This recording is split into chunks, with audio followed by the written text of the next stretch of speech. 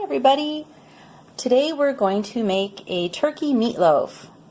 I don't really eat the beef meatloaf myself very much. I have just always really loved the turkey meatloaf. Every once in a while I'll make a beef one for my family, but they're pretty used to this. So this is the type that I'm going to make in the Instant Pot. And for the sake of learning, this is how I do it, and I always say that my way is not the only way, but it's fun, and cooking in the Instant Pot is fun no matter what you put in there. So let's go ahead and get started. In the bowl I have 2 pounds of ground turkey. It's lean, but it's not the extra lean, so it's not the pure breast meat, which would be really dry. You could probably still make a meatloaf out of the breast meat, but you'd probably want to add a lot of things to make it really moist and so on. But I haven't tried that, and it might be amazing. I don't know. Okay, so what I put in a meatloaf is directly related to what I have on hand in the fridge or in the pantry at that time. And I happen to have some mushrooms, and I thought they would go really well, but they're huge. So I'm going to go ahead and I'm going to have to chop those down, and I'll do that in a bit. I had some fresh thyme, and so I thought that would be really nummy. And I always have Panko breadcrumbs. I think those are amazing in a meatloaf. Milk, a beaten egg. I happen to have some grated parmesan, so I figured why not. And I also have, this is some barbecue sauce, but it's watered down a little bit. I just like the flavor in the turkey meatloaf, but I also make a glaze that has a little bit of that in it too. This particular kind has a smoky edge to it, and I really, really enjoy that. Today I didn't feel like chopping an onion, and I didn't feel like smushing garlic or anything, so I just have some garlic powder and some dehydrated onion. I always use this in my meatloaf, almost always, I guess. It's very rare that I'll put a fresh onion in there. And this, even though it looks like a glass of wine, I was just really thirsty. This is actually just some spice cider that I had left over from Christmas, and I'm having it cold, and it's delicious. So anyway, the other thing is a little splash of yellow mustard is really tasty in meatloaf. I'm not really using a recipe, and I hesitate to post one in the comments after I post this video because it's really whatever you like. There's people that wrap their meatloaves in bacon, which I've done, and it's amazing. I'm not going to do that tonight, though. I'm tired and I just want to get it done. But there's, some people use Worcestershire sauce. I can never say that. And, gosh, all kinds of things. So take your favorite meatloaf, and it's really more about how we're going to cook it in the Instant Pot than the ingredients. But if you like turkey meatloaf, this is a pretty good one, and the ingredients that I'm showing you will just make it nice and tasty.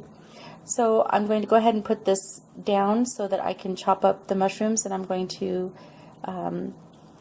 add those into the bowl. So I added the chopped up mushrooms. You can see I leave them, fair enough size so that you can actually taste them when they're in there. And I also added the thyme, and I'm going to go ahead and add the panko breadcrumbs and the milk, because that way the breadcrumbs can start absorbing the milk a little bit. Just kind of get that all in there. And I will add the Parmesan cheese, and that adds a nice salty taste, but not too much. And the egg, and then the garlic powder. I just sort of do that. Since this is a 2-pound meatloaf, it might be a tablespoon to 2. And the chopped onion, same. Couple tablespoons.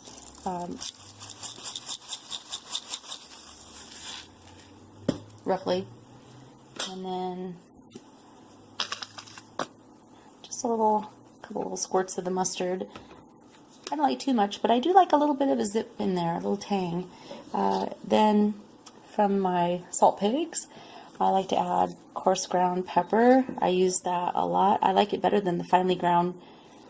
I feel like it lasts through the recipe longer, has more flavor. I'm also going to add a nice pinch or two of salt, just again, since this is a 2-pound loaf.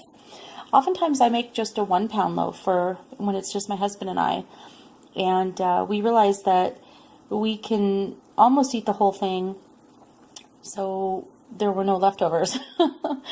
So we were like, well, maybe we should make a bigger meatloaf. Okay, and then I'm just going to add the slightly watered down barbecue sauce. I would say this is about a 1/4 cup. It's really not that much. To a 1/4 to a 1/3 cup at the most, but I think this is about a 1/4 cup. And it just adds a little bit of flavor throughout the meatloaf. Okay, and that's all I'm going to add tonight. Like I said, different night, different ingredients. But I'm going to go ahead and mix it up. And I'll admit, I'm not a mix up a meatloaf with your fingers kind of girl. I've never enjoyed doing that, but I use a fork and it works perfectly for me. So if you're a hand mixer, get on in there and have fun. Not me. Okay, I'm going to go get this mixed up. Okay, so before I continue, I just wanted to show you a way to get your meatloaf in and out of your Instant Pot. Because it's going to be really hot, and the method that we're going to use isn't really stable as far as, you know, having a solid base to bring it out of. This helps a lot. It also helps if you make cheesecake or quiche or certain other pot-in-pot cooking methods.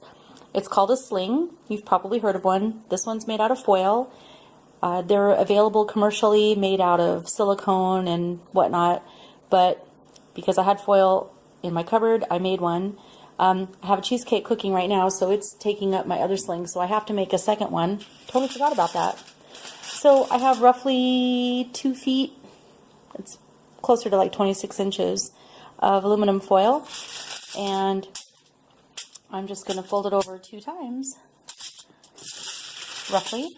So I'll fold it over once this way, and then I'll fold it over again this way, but I can't do it with one hand, so I'll go do that and be right back. Okay, so here I have it, and it's going to be really handy for getting our meatloaf in and out of the Instant Pot. Noticing the difference, I think I used just the regular weight aluminum foil for this one, and my other one was made out of heavy duty, and it lasted a long time. This one will still last a while. I'll just use it until it breaks or whatever, and you know, just recycle it after that. So I'm going to go get the meatloaf, and we'll go ahead and make the loaf part. This is the part where I cannot avoid getting my hands dirty. I have to, in order to form it into a loaf, and that's okay. I just don't like squishing my fingers through it when I'm incorporating ingredients. I don't know, it's a texture thing, don't ask. So I'm just going to form it into a loaf roughly in the bowl, and then I'll put it on this larger square of aluminum foil that I put on the sling. Now, not everybody wants to cook on aluminum foil, and I don't blame you at all. I actually had come up with a method to cut one of my silicone mats the size of my trivet. I even made a video about it, but I deleted it because I didn't know. I really, just did not know that the silicone mats, a lot of them have fiberglass in them. And so when you cut the mat, you're exposing the fiberglass. It's not like you'd be in imminent danger, but there is the potential for the fiberglass to get out of there and into your food, and nobody wants that. So I guess you can burn the edges of them or something. I don't know, but I don't want to risk it, and I don't want to do that. So I do have another on the way that I ordered that I'm going to cut down, and I'll just do another video on that when it gets here. But until then, I'm going to cook this meatloaf on aluminum foil, and that's just what I have, and I'm not really bothered by it. So I have the 6-quart Instant Pot, and the perfect size for my meatloaf is about a 7-inch round, and I don't know if you can see, but it's a couple inches thick, and I try to make it the same thickness all the way around so it's not domed, it's not, you know, thicker in the middle than the rest. What I've seen some people do is squish something down in the middle, kind of bundt pan style, so that the center has a little bit of a hole in it, and then it cooks, you know, a little bit better in the center that way. I've never had to do that, but if you choose to do that, or even if you find a little tiny bundt pan and choose to do that, you might have to increase the cooking time a little bit though, because you would be using, you know, a pot, but you know, there's all kinds of possibilities. I have one more step I want to do. I'm going to add some sauce over the top of the meatloaf before I put it in, and then we'll be ready to go.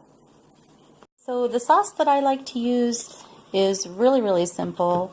You know, a lot of people make up really neat, elaborate sauces. I've seen people use jams and stuff like that, and I'm not going to do that tonight. It's going to be really basic, so I'm just going to use a little bit of ketchup and a little bit of my famous, well, it's not really famous, well, it is kind of famous, favorite barbecue sauce. And then I have this really neat, let me turn that down a little bit so you can see, there we go, this really neat silicone brush, and I use it for ribs and things like that, but I'm just going to use it to spread the sauce all over the top of the meatloaf. This thing is really great. The little bristles are so flexible, and I certainly don't miss a bristle brush when I use this. And the bonus is that it's really easy to clean. You don't get bristles in your food. That's probably the biggest bonus of all. And it's lasted a really long time. It still looks pretty new. So I like to slather this on fairly thickly, but you know, it's up to you what you want to do. Alright, that looks pretty good to me. So we're ready to go. So I already have my pot warming on saute mode, so I'm going to go ahead and cancel that first. And somehow I'm going to do this with one hand and get this meatloaf into the pan or into the pot. If I can't, please understand that I will have to come back and show you once it's in there, but I think I can do it. So I gather up the two sides of the sling. Oh, and it's really heavy. You may want to use heavy duty foil, but it worked. Now, with my cheesecake, I will just overlap it, but I really don't want to get the topping all in there, so I'm just going to fold it back a little bit. Enough so I can close the lid. Okay, so let's get the foil away from the edge a little bit of the meatloaf.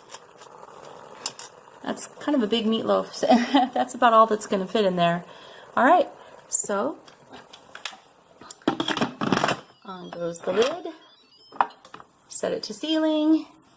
And I'm going to give this one 30 minutes. So I'm just going to hit manual and bump it up to 30.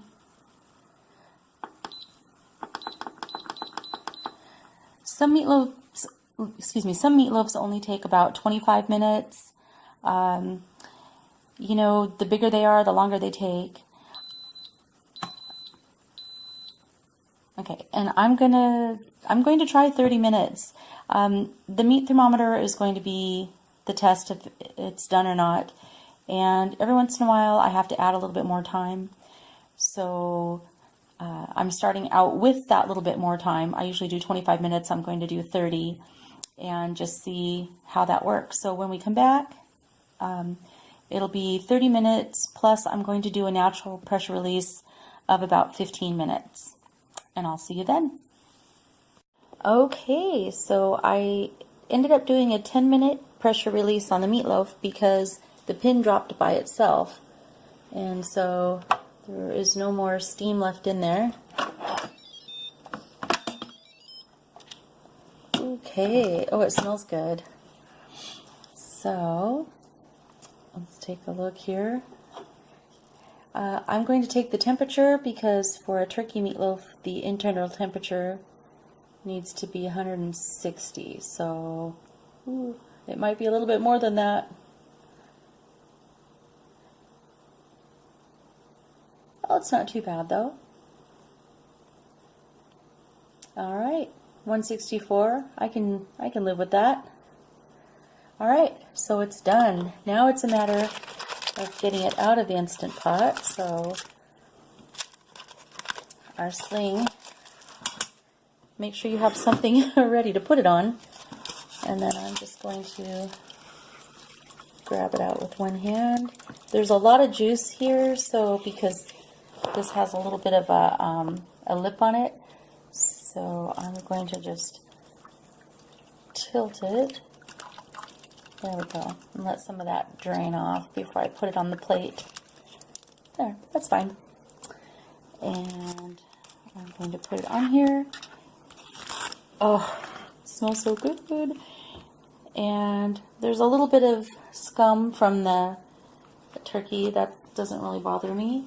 I have my brush here and I can just brush that off. And then if I want to now, I can either just eat this because I'm really hungry, or if I want to go through the extra step of putting it under the broiler for a few minutes, I could do that, and it would kind of caramelize the topping. And honestly, I'm not going to do that today. I'm just ready to go. It's dinner time. So I have some rice that I already made, and that's going to be our meal tonight. So this is my version of an Instant Pot turkey meatloaf, and I hope that you enjoy it. Results might be different with beef. They might be different with your altitude and what phase the moon is in. I don't know. This is a pretty decent result, and it's just a lot of fun. I like sharing with you guys and experimenting and having fun with our Instant Pots. So hopefully this encourages you to just get in there and try something. Make a meatloaf. Okay, bye guys.